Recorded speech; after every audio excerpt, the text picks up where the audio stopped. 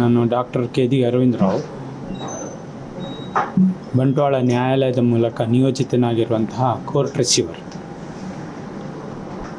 ಯಾವ ಒಂದು ಕಟ್ಟಡವನ್ನು ನಮ್ಮ ಅಶೋಕ್ ರೈ ಅವರು ಮತ್ತು ಪಂಜುಗುಡ್ಡೆ ಈಶ್ವರ ಭಟ್ರುಗಳು ಸೇರಿ ನೆಲಸಮ ಮಾಡಿದ್ದಾರೋ ಅದು ಕೆ.ದಿ. ಕುಟುಂಬಕ್ಕೆ ಸೇರಿದ್ದು. ನ್ಯಾಯಾಲಯದಲ್ಲಿ ಅದರ ಬಗ್ಗೆ ಪಾಲುಪಟ್ಟಿಯ ಬಗ್ಗೆ ವ್ಯಾಜ್ಯ ನಡೀತಾ ಇದೆ. ಅದು ಅಂತಿಮ ಹಂತದಲ್ಲಿದೆ. ಇನ್ನೇನು ಇಂದು 4-5 ತಿಂಗಳುಗಳಲ್ಲಿ ಅದು ಇತ್ಯರ್ಥ ಆಗ್ಬೋದು. ಆ ನಿಟ್ಟಿನಲ್ಲಿ ಆ ಒಂದು ಪುತ್ತೂರು ಜಾಗೆಯಲ್ಲಿ ಒಂದು ಕಟ್ಟಡ, ವಾಣಿಜ್ಯ ಕಟ್ಟಡ ಇದೆ.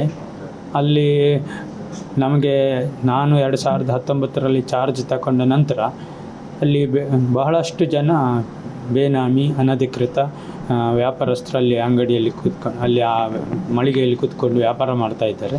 ಅದರ ಬಗ್ಗೆ ನಾನು ಎಲ್ಲ ಮಾಹಿತಿಯನ್ನು ಸಂಗ್ರಹಿಸಿ ಪಟ್ಟಿ ಮಾಡಿ ಅದನ್ನು ನ್ಯಾಯಾಲಯಕ್ಕೂ ಸಲ್ಲಿಸಿದ್ದೇನೆ. ಇವರು ಬಾಡಿಗೆ ಕೊಡ್ತಾ ಇಲ್ಲ, ಎಲ್ಲರ ಹತ್ರ ಯಾವುದು ಬಾಡಿಗೆ ಚೀಟಿ ಇಲ್ಲ.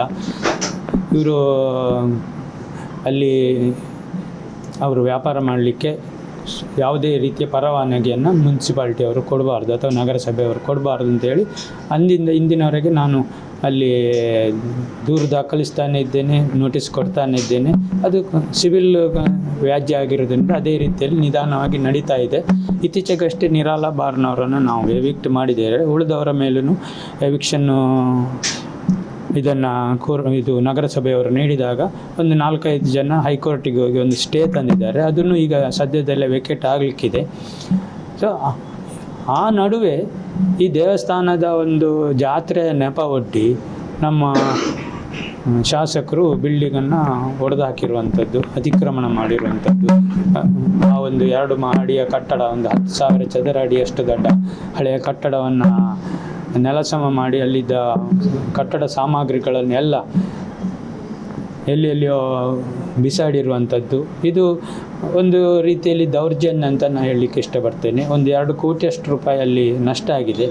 ಇದು ಕೆ.ದಿ. ಕುಟುಂಬಕ್ಕೆ ಆದ ನಷ್ಟ. ಅದೇ ರೀತಿಯಲ್ಲಿ ಈಗ ಕೋರ್ಟಿನ ಒಂದು ವ್ಯಾಪ್ತಿಯಲ್ಲಿ ಇರುವಂಥ ಕಟ್ಟಡ ಆಗಿರೋದ್ರಿಂದ, ಜಮೀನಾಗಿರೋದ್ರಿಂದ, ಅದು ನನ್ನ ಸ್ವಾಧೀನದಲ್ಲಿರುವಂಥ ಜಮೀನಾಗಿರೋದ್ರಿಂದ ಇದಕ್ಕೆಲ್ಲ ಉತ್ತರವನ್ನು ಅವರು ಕೊಡಬೇಕಾಗುತ್ತೆ. ಯಾರು ಧ್ವಂಸ ಮಾಡಿದಾರೋ ಅವರು ಕೊಡಬೇಕಾಗ್ತದೆ. ಅವರ ಮೇಲೆ ನಾನು ಕಂಪ್ಲೇಂಟನ್ನು ದಾಖಲೆ ಮಾಡಿದ್ದೇನೆ. FIR ಆಗಲೇ ಆಗಿದೆ ಪಂಜುಗುಡ್ಡೆ ಈಶ್ವರ ಭಟ್ರ ಮೇಲೆ.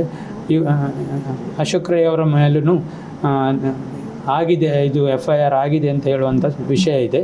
ನನ್ನ ಹತ್ರ ಖಾತ್ರಿಯಾದ ಮಾಹಿತಿ ಇಲ್ಲ.